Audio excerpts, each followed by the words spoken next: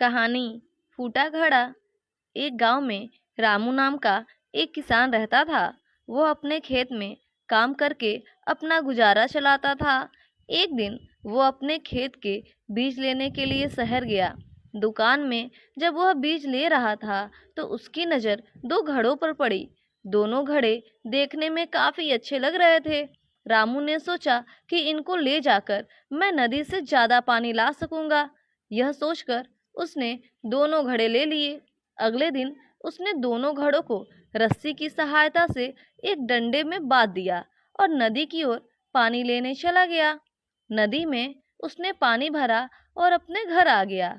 घर आने पर उसने देखा कि एक घड़े में पूरा पानी था, जबकि दूसरे घड़े में पानी आधा था। यह देखकर रामू समझ गया कि एक घड़ा फूटा हुआ है। उसने दोनों घड़ों का पानी एक बड़े बर्तन में डाल दिया। इसके बाद भी वह अगले दिन भी दोनों घड़ों को लेकर नदी पर गया और आकर उनका पानी बड़े बर्तन में डाल दिया। किसान के जाने के बाद फूटा घड़ा सही घड़े से बोलता है कि मैं किसी काम का नहीं हूँ। मैं रोज आधा पानी रास्ते में गिरा देता हूँ, फिर भी मालिक मुझे रोज नदी पर ले जाते हैं। सही घड़े ने भी बोला कि तुम किसी काम के नहीं हो और उस पर हंसने लगा।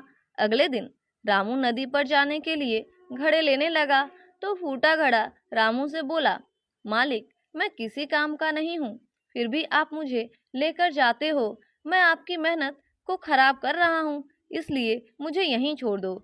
इस पर रामू फूटे घड़े से बोला कि तुम अपने आप को बेकार मत समझो, तुम मेरे साथ चलो और रास्ते में आते समय रास्ते के फूलों को देखो, उनसे तुम्हारा मन ठीक हो जाएगा।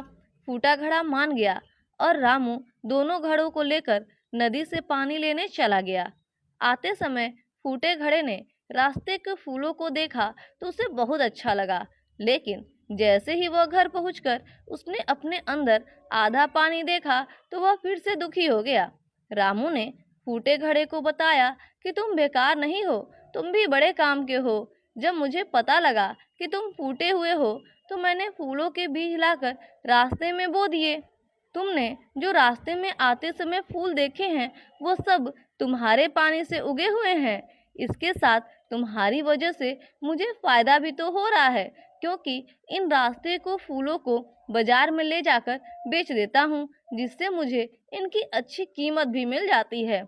यह बात सुनकर फूटे घड़े को महसूस हुआ कि मैं बेकार नहीं हूँ, मेरा भी कुछ लाभ है। तो फ्रेंड्स, इस कहानी से हमें यह शिक्षा मिलती है कि कोई भी चीज़ बेकार नहीं होती है, हमें उसकी अच्छाई को ढूंढकर उसे निखारना चाहिए।